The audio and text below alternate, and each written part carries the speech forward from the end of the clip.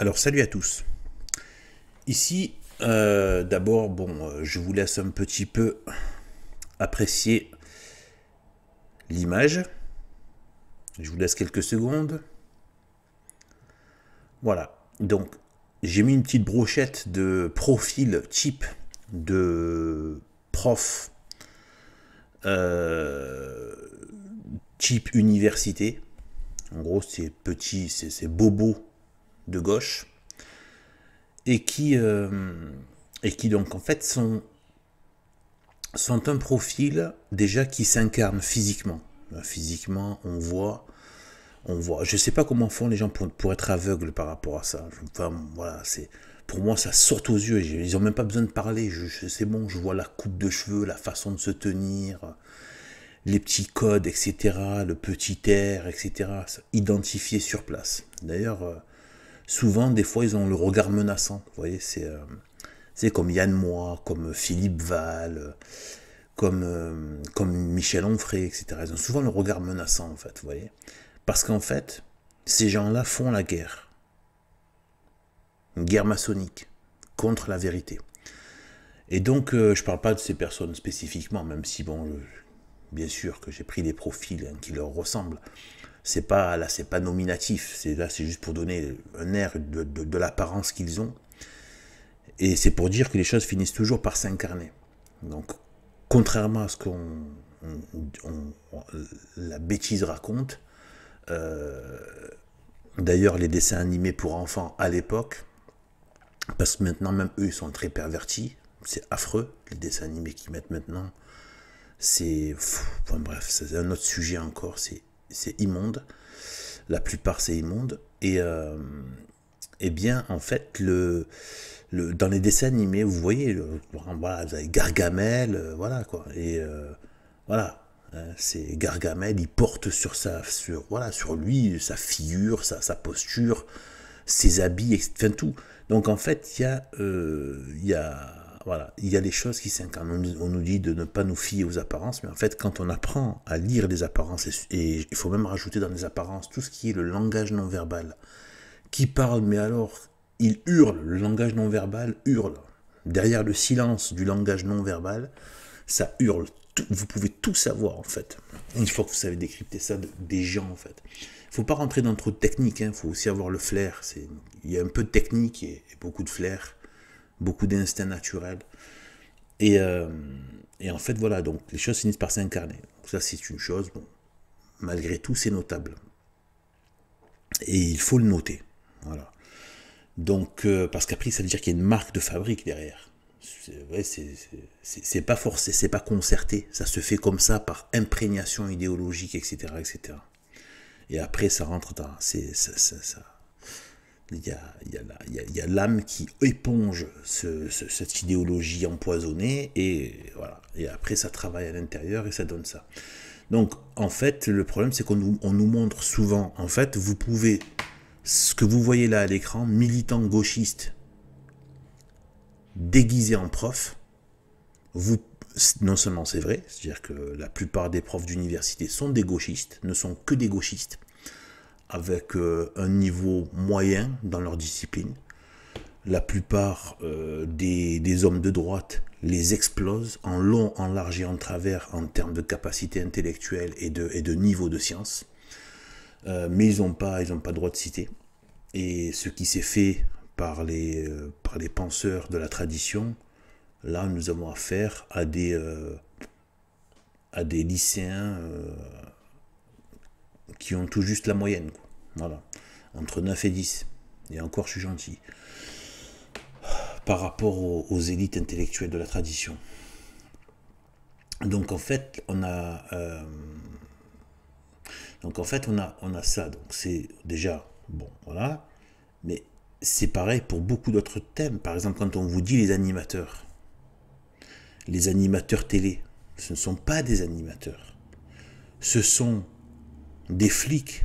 Ce sont des flics de la pensée gauchiste déguisés en animateurs. C'est pareil, il faut toujours dire pas animateur, mais déguisé en animateur. Pas prof, mais déguisé en prof. Et en fait, la marque de fabrique de tout ça, c'est le gauchisme, qui n'est qu'une excroissance, une tentacule de la franc-maçonnerie. Voilà, clairement. Et la franc-maçonnerie elle-même est une tentacule des enfers, du démon, de Satan. Voilà. Wow, c'est bien ce que je viens de dire, parce que ça résume extrêmement bien les choses. Voilà. Et comme Satan agit de manière masquée, donc tout est masqué, c'est pour ça qu'on n'arrive pas à les identifier. Mais imaginez aujourd'hui, si on mettait un tampon sur le front de tous les gauchistes qui sont au poste comme ça, des universités et tout. Vraiment avec le truc gauchiste, quoi. Vous serez hallucinant. Imaginez qu'on mette le symbole maçonnique sur tous les francs-maçons qui sont directeurs de structures, etc., etc. Là, les gens commenceraient à voir et à comprendre.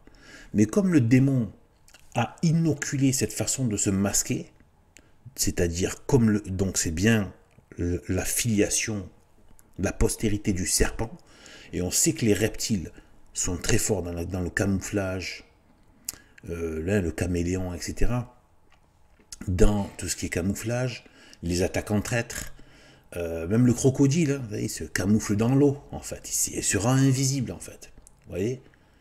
Et voilà, une fois qu'il... Voilà, donc en fait, toute cette façon d'opérer du démon a été inoculée d'abord dans la franc-maçonnerie, et ensuite la franc-maçonnerie a infiltré tout ce qui va être les courants idéologiques gauchistes, hein, de gauche, etc., communisme, socialisme, puis après gauchiste, et toutes les formes de plus en plus abjectes et antinaturelles et antichristiques, surtout antichristiques, que ça peut prendre. Eh bien, c'est ce type-là de gens qui, notamment, eh bien, utilisent des mots-clés. Là, je vous en parlais, là, de mots-clés qu'ils utilisent pour discréditer le surnaturel. Alors, c'est peut-être sans doute pas exhaustif, mais je pense que là, il y a les principaux. Donc là, je parle de tout ce qui va être, tout ce qui va faire, surtout, hein, eux, ils sont surtout sur ce qui va faire autorité, sur les soi-disant sources sûres, ça veut dire sources gauchistes, en gros, c'est ça que ça veut dire. Donc en fait, on a, dès qu'ils vont commencer à parler de choses qui ne vont pas dans leur sens idéologique ou du surnaturel, c'est pas forcément pareil. Par exemple, le nationalisme, par exemple, ou l'identité ethnique, ou l'identité sexuelle, ou par exemple l'attachement à la terre, ou l'instinct maternel. Ils n'aiment pas ça, c'est naturel, etc. Donc ils vont avoir un réflexe de haine. Parce que là, il y a les lois de Dieu, ils le ressentent. Leur âme parle, leur âme infectée par le venin du démon, parle. Et du coup, hop, ils ont des réactions.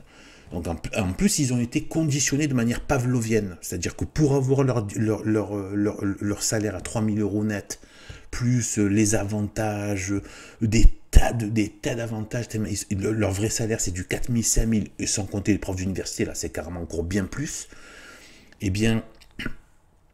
Et les autres gauchistes, pour avoir des postes dans les médias, pour avoir les autres les gauchistes dans les associations, pour avoir du fric, etc., eh bien, les subventions, eh bien, ils ont vendu leur âme. En gros, c'est ça que ça veut dire. Ils ont vendu leur âme pour avoir cette espèce de confort. Et puis aussi, cette espèce de vanité sociale. Ouais, je suis directeur du département de machin, voilà, truc et tout. Ouais, je fais un projet j'organise un festival de jazz expérimental mélangé à des sonorités africaines. Voilà, ce genre de conneries, d'accord? Donc voilà. Donc tout ça pour faire le côté, genre en gros, qui va casser les codes et exotique. Enfin, vous voyez ce genre de trucs, tous ces délires-là. Eh bien, en fait, voilà, donc, ils vont employer, tout ce qui va faire autorité, ils vont employer des mots-clés pour discréditer. Ils vont dire, c'est donc des légendes. Selon la légende, machin, d'après la légende, machin, etc., voilà, la légende de Sodome et Gomorrhe, par exemple. Un parmi tant d'autres, mais bien d'autres choses, etc., etc. La légende, le mythe de la chute du jardin d'Éden, de la chute, dans la Bible, etc., etc. Donc, ils emploient souvent le mot légende et mythe. Dès que vous voyez ça, dans leurs articles, présentations, documentaires, etc., interviews, etc., entretiens, ils commencent à employer ce genre de termes, légende, mythe, pour discréditer tout ce qui va être du surnaturel, du religieux, des croyances basées sur l'âme, donc ils nient évidemment la négation de l'âme. Ils ont amené tout le monde à néger, ça doit faire l'objet d'une autre vidéo, on ne peut pas tout traiter comme ça, mais une des pires choses c'est ça aujourd'hui, je vous dis comme ça en passant, c'est que les gens pensent qu'ils n'ont pas d'âme. Vous vous rendez compte? Je vous dis, on est dans un état d'abjection. On n'est même plus dans... C'est la saleté, mais en plus une saleté abjecte. Voilà. C'est pire que tout. Et donc, voilà, donc, mythe, vous avez supposé, ils emploient ça, c'est des mots-clés, supposé. La supposée traversée de... voilà, de la supposée... comment on appelle ça? Ouverture de la mer par Moïse, voilà, ce genre de choses, plein d'autres choses, la supposée vision de, par exemple, là, de Sainte Bernadette, voilà, ils vont commencer à sortir sur une chose. Mais bien évidemment, quand il y a des choses qui les déglinguent, mais même sur le terrain de la science, parce que Dieu les a déjà tous déglingués un par un, mais ce sont des rats, enfin, ils ne sont rien. Enfin, je veux dire, je devrais même pas parler de Dieu par rapport à eux, quoi. Qu'est-ce que on peut pas comparer enfin, ils sont rien du tout. Comme personne n'est rien à côté de Dieu. Voilà, personne. Le démon n'est même pas un insecte à côté de Dieu, tellement c'est rien. Le diable n'est rien à côté de Dieu. Mais rien, c'est même pas une goutte d'eau. C'est trop une goutte d'eau par rapport à Dieu. C'est rien. Bref. Et donc en fait, mais c'est pour dire que Dieu les a déjà déglingués rien qu'avec le sensuaire. Et là, ils évitent d'en parler. Ah, il y a des tas de choses dont ils évitent de parler. Et petit à petit, je vais faire des choses, si Dieu me prête vie, et bien de mettre à nu les choses dont ils ne parlent pas. Le sensuaire, ils n'en parlent pas. Notre-Dame de Guadalupe, l'image miraculeuse, pleine de tests scientifiques, de haute technologie, tout ce qu'on veut, inexplicable. Sans parler d'autres phénomènes miraculeux qui se passent uniquement dans l'église catholique, évidemment. Traditionnel.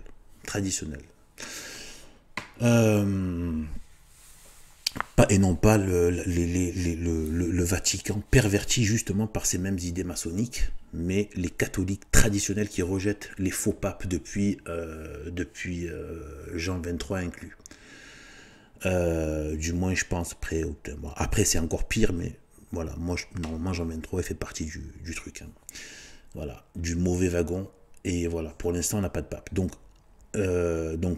en fait tout ça avec les corps incorruptibles, il y a des par exemple, il y a un saint libanais, là, je n'ai plus son nom, qui est très connu, son corps est encore conservé.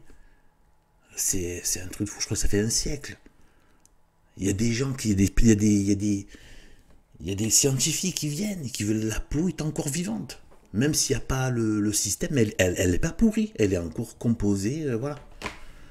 Donc, enfin, tout, et vous le voyez à l'œil nu, etc. Donc, il y a des miracles aujourd'hui. Et là, ils n'en parlent pas. Ah ben là, leur objectivité s'arrête d'un coup. Ah ben non. Ben oui. Donc, en gros, même sur le plan de la rationalité, Dieu les a déjà tous déglingués. Mais sauf que les gens ne veulent pas voir non plus. Et c'est pas que, c'est-à-dire que les gens maintenant sont infestés et ils engagent leur volonté. Tous ces gens-là, s'ils peuvent agir, et y compris le démon, ce qu'on ne comprend pas aussi, si on était complètement les jouets du démon, ce serait injuste de la part de Dieu de nous dire, de nous condamner. Si on était complètement, enfin voilà, si tu prends par exemple, je sais pas moi, un enfant, tu dis bon, ben, tu dois t'occuper d'une centrale nucléaire, voilà, si après ça se passe mal, c'est un peu normal, quoi, tu vois. Donc bon, si à un moment donné on est responsable, c'est que au fond, notre âme adhère, notre volonté adhère. Donc même eux ne pourraient pas sévir comme ils sévissent si les gens quelque part au fond d'eux, n'avaient pas aussi un petit penchant, peut-être même secret, pour cette débauche de l'âme. D'accord? Donc, la volonté humaine est engagée. Donc, Dieu est parfaitement juste. Voilà. Dieu est parfaitement juste. S'ils ont réussi à sévir comme ça, et si à chaque fois que la société du Christ s'efface, le démon arrive à tenter le monde dans les pires choses, ça veut bien dire qu'il y a déjà quelque chose chez l'homme qui est réceptif pour ça. Vous voyez qu'il y a des animaux qu'on ne peut pas dresser. Parce que leur nature ne veut pas ça. Le lion est toujours un danger, même au cirque, il y a encore des barrières, malgré tout le dressage. D'accord? Voilà. Il y a plein de... Voilà, ça c'est un petit exemple, il y en a plein d'autres.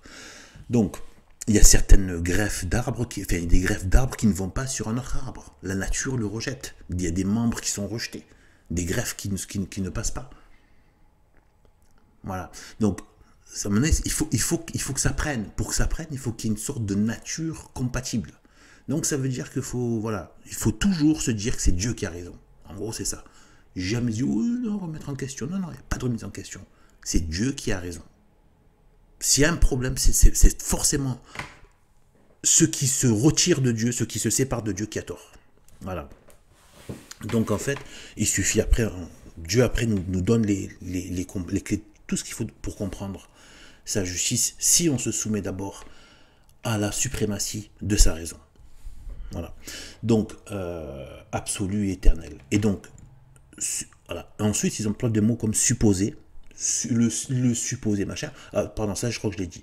Ensuite, bon, il y a tout ce qui est, ils vont souvent employer le conditionnel. Aurait fait, aurait machin, aurait ceci, aurait cela. Bon, voilà, beaucoup de conditionnels. Ensuite, bon, tout ce qui est évidemment irrationnel.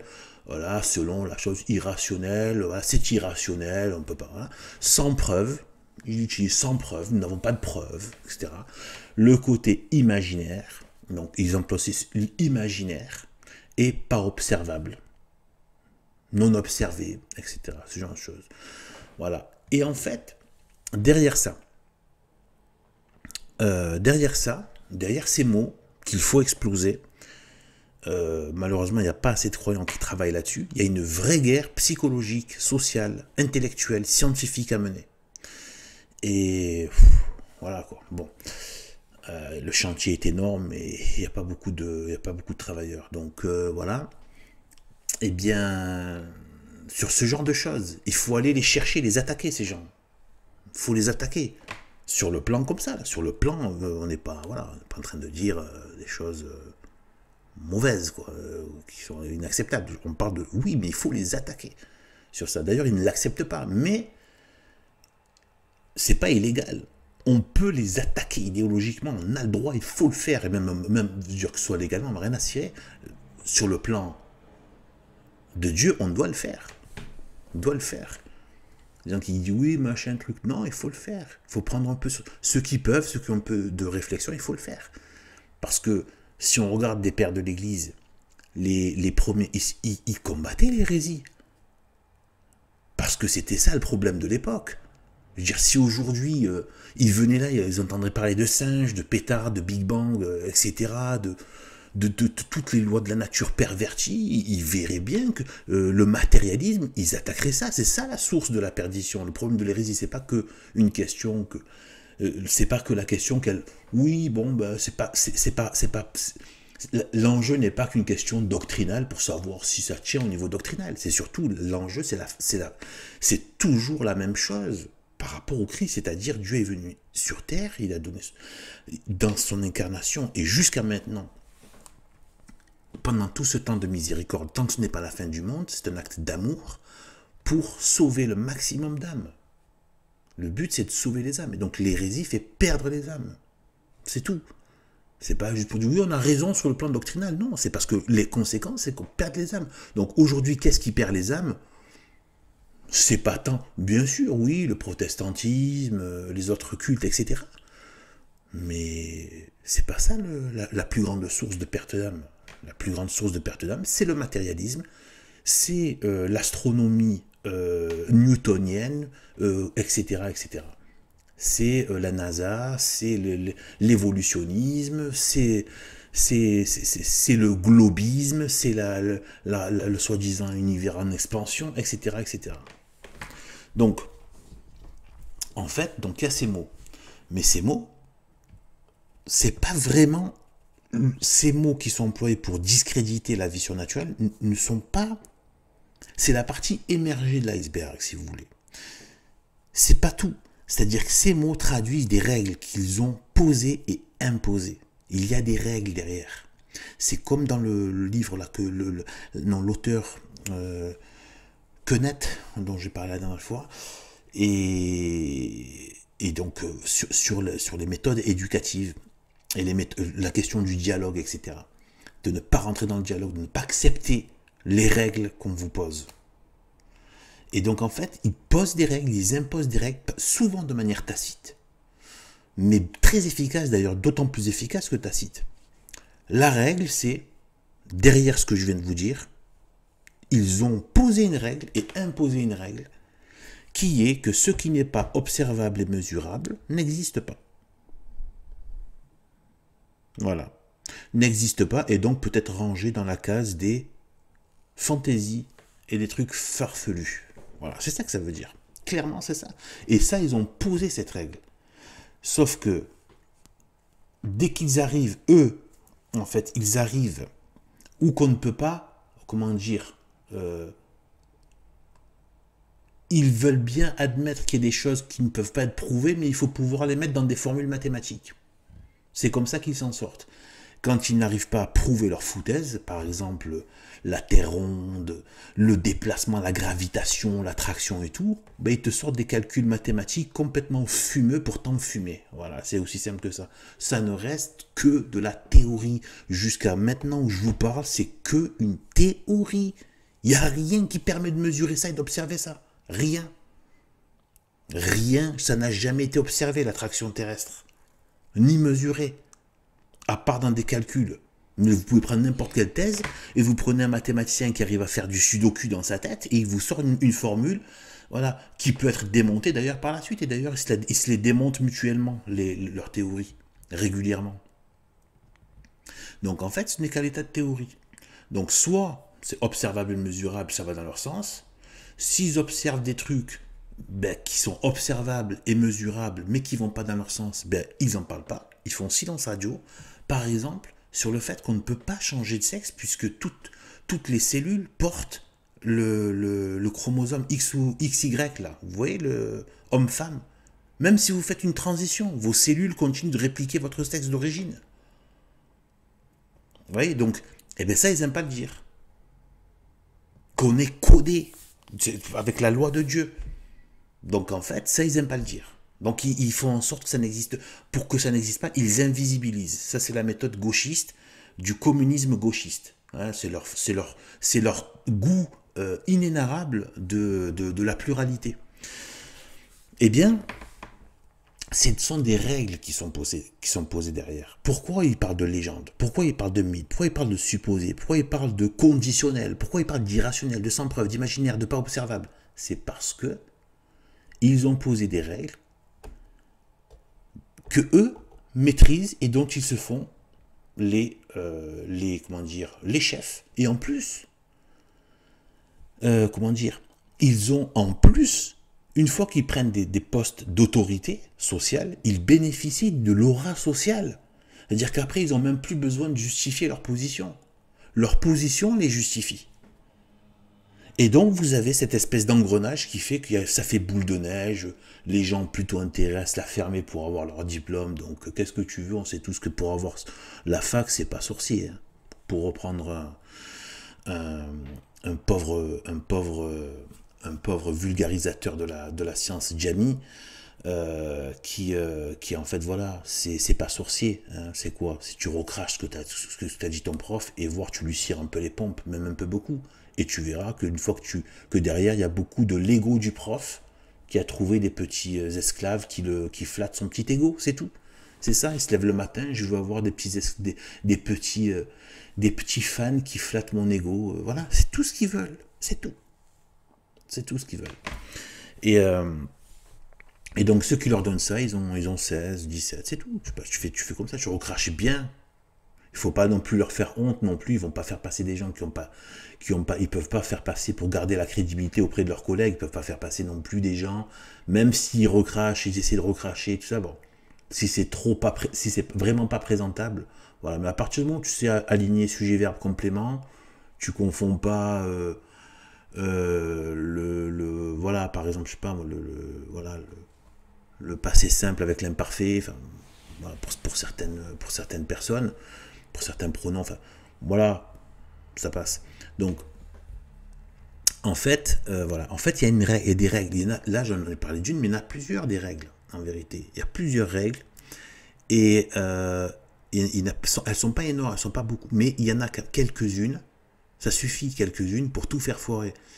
Et voilà, donc en fait, je récapitule un petit peu. Il pose cette règle de pas observable, pas mesurable. Et je vais vous montrer que ce n'est pas vrai, en fait, qu'on peut faire autrement. Et donc, pas observable. Donc, il faut poser cette règle. Ensuite, il pose la règle de il faut que ce soit au moins, que ça marche au moins par mathématiques, en bénéficiant de l'aura des mathématiques. Alors que les mathématiques, demandez à mettre des mathématiciens, ils vont vous le dire qu'on peut très bien démontrer une chose et son contraire. On vous le dit d'ailleurs qu'avec on peut arriver au même résultat en passant par des formules complètement différentes. Ça veut dire quoi? Ça veut dire que on peut changer carrément toute l'approche d'une même question. Et en changeant une petite variable, on peut complètement avoir d'autres résultats. Donc, eux, ils ont posé ça. Observable et mesurable. Mathématiques, il faut que ça rentre dans des cases mathématiques. Ou alors, on invisibilise. Ça n'existe pas. Voilà leur méthode. Voilà les méthodes de ces gens objectifs, tellement rationnels. Et donc, mesdames, mesdemoiselles, messieurs, je vais vous dire une petite chose par rapport à cette histoire de observable et mesurable. Bien sûr que... Et le problème, c'est ça, du démon. C'est que c'est vrai, bien sûr qu'il y a des choses il faut que ce soit observable et mesurable pour beaucoup de choses, dans les choses observables de la science, etc. On ne va pas tomber dans le côté inverse où on dit que non, il faut tout ce qui est observable, mesurable est nul. Bien au contraire. Le problème, c'est quand on vient à la question du surnaturel. De fait, le surnaturel étant de l'ordre de l'invisible et du non-sensible, tu ne peux pas l'observer et le mesurer avec les mêmes moyens, les mêmes outils, les mêmes instruments que le matériel et le sensible. Mais on peut le démontrer par le raisonnement, qui est donc le raisonnement lui-même, et c'est-à-dire notre âme, avec notre intelligence, on peut démontrer l'action de l'invisible, y compris sur le monde sensible, puisqu'il est au-dessus du monde sensible matériel, par le raisonnement, et notamment une des méthodes de raisonnement, c'est la déduction. On peut déduire. Je vais donner ici qu'un bref exemple, on ne peut pas rentrer dans ça, ce sont des sujets à part entière énormes. D'ailleurs, je renvoie au livre que je mets en ligne, que je vais mettre, que j'ai mis déjà beaucoup de chapitres, mais je vais continuer, je n'ai pas encore fini le tome 1, je vais mettre tout le livre entier, y compris le tome 2 de Monseigneur Gomme, où vous voyez très bien que le surnaturel est à l'œuvre. Même si on ne peut pas dire, bon, bah, allez, on prend des microscopes et on va analyser l'action du démon, et pourtant, une fois qu'on fait les recoupements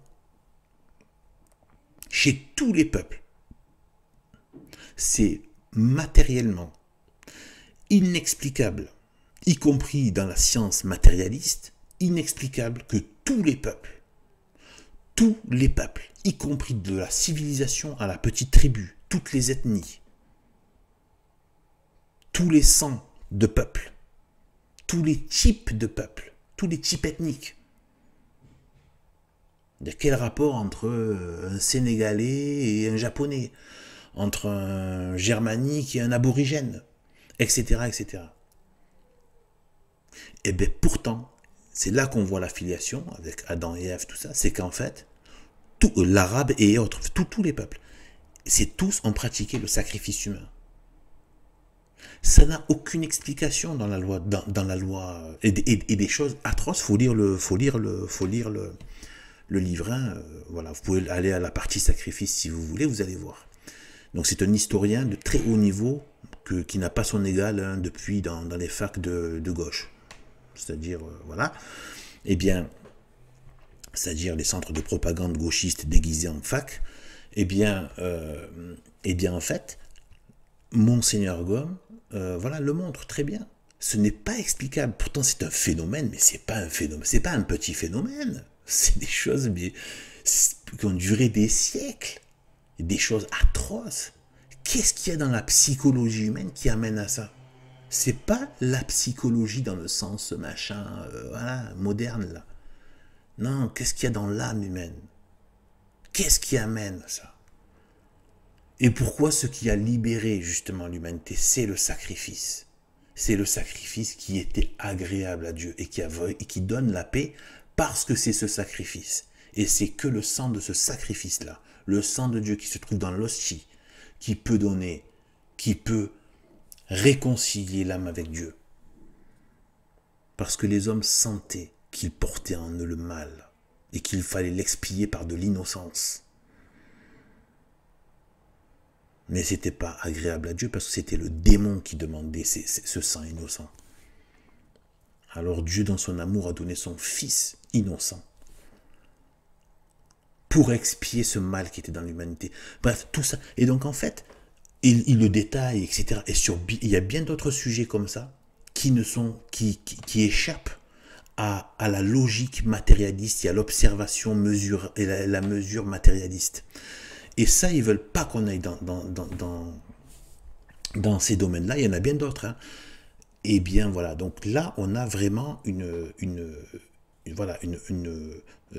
c'est vraiment, voilà, on peut le dire que qu'il y a des méthodes de raisonnement, y compris par la déduction, qui dévoilent au moins en partie l'action surnaturelle qui devient comment dire, incontestable. Incontestable.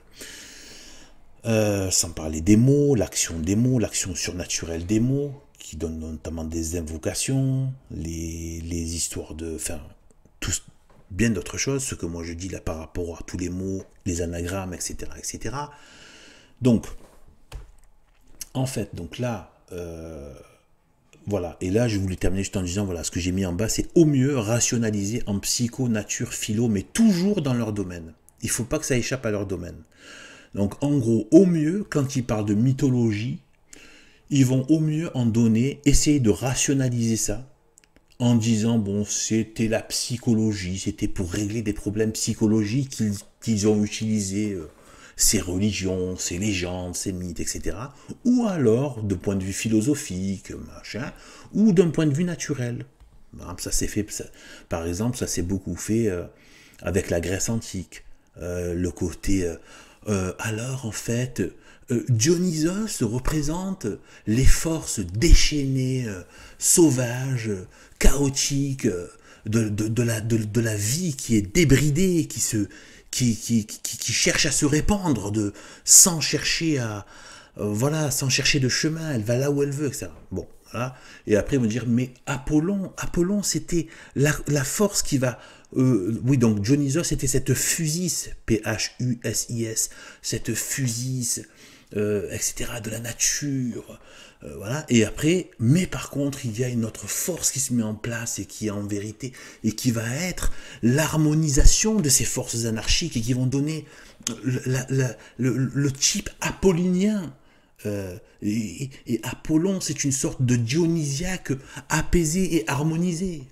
Voilà ce genre de choses qu'ils vont vous faire. Je connais par cœur tous ces trucs. Voilà. Donc, eh bien, je vous dis, la vérité, c'est Jésus-Christ. La vérité est Jésus-Christ et par sa mère, Sainte Marie. Tout est résumé là-dedans. Tout. Ils contiennent l'infini. Sainte Marie en le donnant. Parce que, en le donnant, mais elle ne l'a pas en elle-même. Dans le sens, c'est pas elle qui est l'infini, c'est Dieu l'infini. Mais Dieu l'a associé pour en tant que médiatrice, parce que pour que son action de grâce soit parfaite, pour créer pour cet esprit de famille, parce qu'il est le père, etc. C'est d'une profondeur, d'une beauté, d'une grandeur hallucinante. Il nous appelle à la filiation, il nous a donné une mère. Enfin, voilà, dans cette splendeur architecturale divine. Enfin, c'est voilà, d'architecture divine, d'harmonie, d'ordre divin, etc. Et il nous a mis sa mère et c'est la mère qui donne la vie. Et qui donne la vie de Dieu. Parce que quand elle donne les grâces, elle donne quoi? Les grâces, c'est quoi? C'est la vie de Dieu. Et la mère, elle donne la vie. Bon, je ne vais pas rentrer dans...